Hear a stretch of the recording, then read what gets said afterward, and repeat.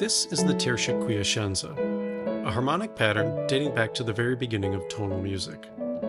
You can hear its elegant logic at work in countless well-known themes, like this one, from Mozart's Sonata in A major, K331. Here's how it works.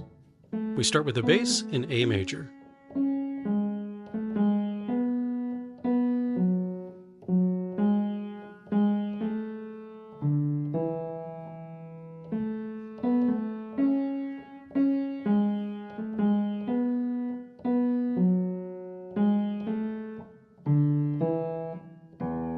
Next, we add the tertia voice that follows the bass in parallel thirds.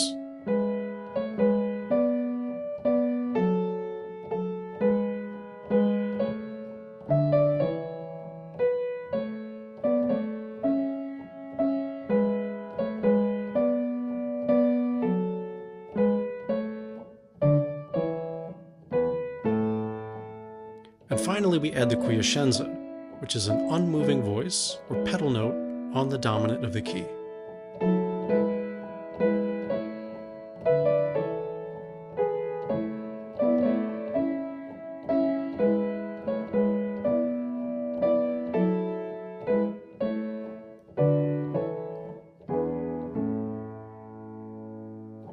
So, while this pattern has been in use for more than 300 years, the term Tertia Quiescenza is a modern creation of the authors of Tonal Tools for keyboard players.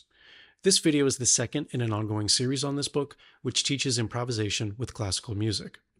According to the authors, this pattern combines tertia, their term for harmony and parallel thirds, with quiescenza, their term for a pedal note or drone. The pedal note is usually the tonic or dominant scale degree, but putting it somewhere else on the scale can be an easy way to evoke a different mode. More on that later. First, let's take a look at an example straight from the book. Bach's Prelude in C-sharp major from the first book of the Well-Tempered Clavier. I'll start out by playing the full version that appears in the score.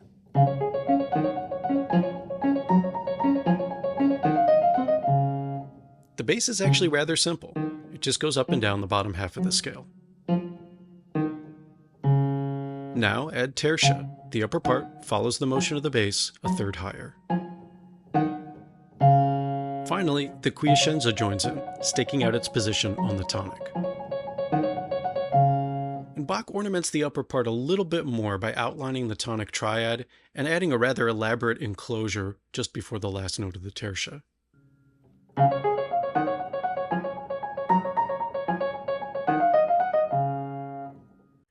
And in the final version, he ornaments the bass as well by adding another tonic pedal.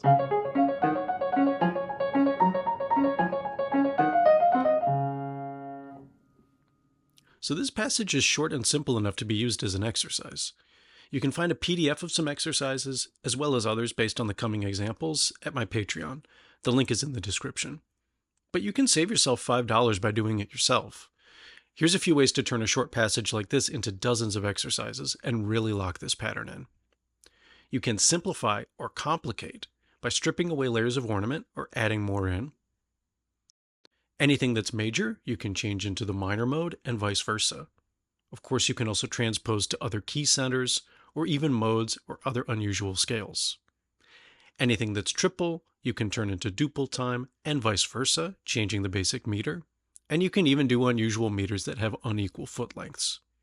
And finally, you can extend the bass ad libitum, just improvising the bass line and following it with tertia as far as you can. Now, the Tertia Quiescenza isn't just found in Baroque and classical passages. It's actually pretty common in modern popular music and film scores. It can have an atmospheric, meditative, and sacred quality, like in the theme from the movie Interstellar. This theme was nominally composed by Hans Zimmer, but in close collaboration with the fantastic organist Roger Sayer. The soundtrack recording of this theme is a perfect demonstration of how a classically trained keyboard player, experienced in improvisation, can endlessly vary and amplify a rather simple bass. Here's an arrangement demonstrating the core harmonic pattern.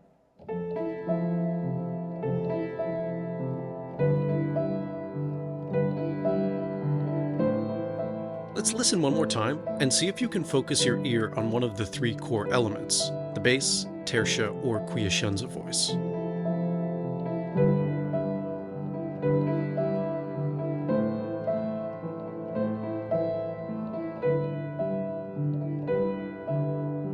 Okay, here's the bass part all by itself.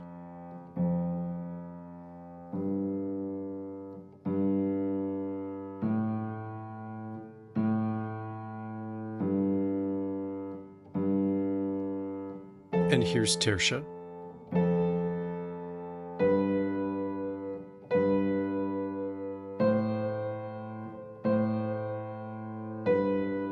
The pedal here is doubled, one above the tertia and one below. Notice anything else interesting? The pedal is not the tonic or dominant of C major. It's the dominant of A minor. Notice how this alone is sufficient to indicate a different key center. We don't need anything as fancy as a leading tone. A pedal note simply asserts a new context through repetition and tends to be perceived as the tonic or dominant degree no matter the note. This allows us to make use of modes like Aeolian, Dorian, Lydian, and Mixolydian in a very natural way.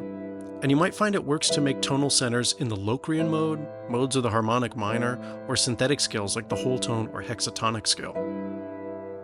And lastly, we add a fifth above the bass. Are these parallel fifths? Of course. So this doesn't count as another counterpoint part, it's more of an addition to the color of the bass voice. An organist might do this simply by pulling the proper stop.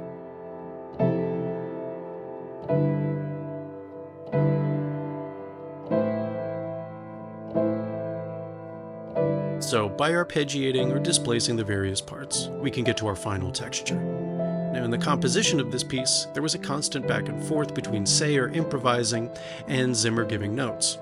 And you can do the same thing yourself. Experiment with changing the register of the bass, moving the different parts around, modifying the arpeggiation pattern. There are lots and lots of different variations you can do, and in the soundtrack recording, you can hear the ones that Sayer invented and Zimmer approved. I'll play through a couple more times, doing my own variations.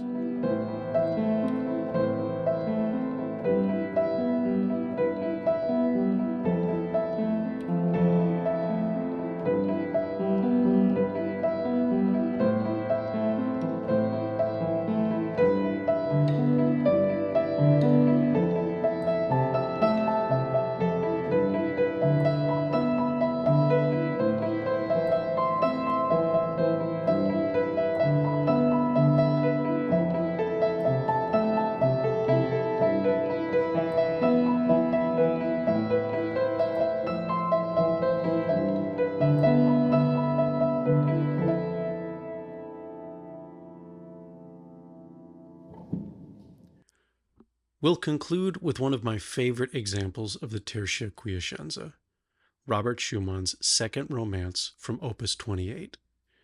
Back in music school, this was the first piece I ever noticed this pattern in, long before I had ever heard of a name for it, and I remember the mind-expanding realization that this technique of parallel thirds and pedal points could be extended to arbitrary melodies.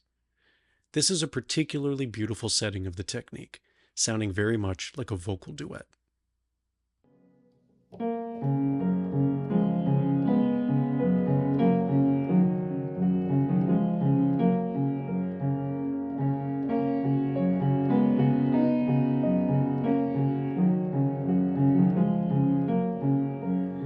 So there's a lot going on there, but like the other examples, the bass is pretty straightforward.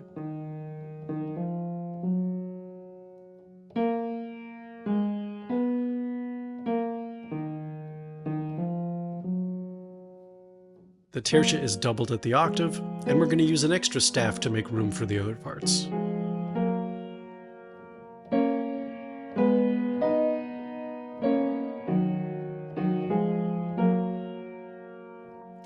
And now comes the Quiescenza part, which goes in between the tertia doubled at the octave. And notice how to make room for the bass, it jumps up to the tonic here, and then back down to the dominant. Schumann really thickens the texture by adding two more pedal points below all of this, one on the tonic and one on the dominant.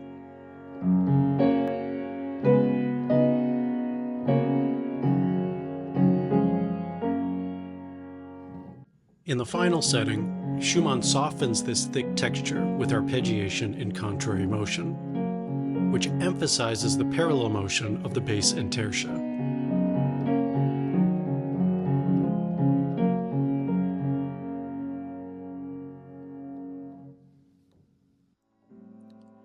If you're enjoying this series and would like to support my work, you can purchase a PDF of all the transcriptions and analysis in this video at my Patreon. The PDFs also include exercises in transposition, improvisation, and composition based on these transcriptions, plus a list of other examples from classical literature, pop music, and film scores.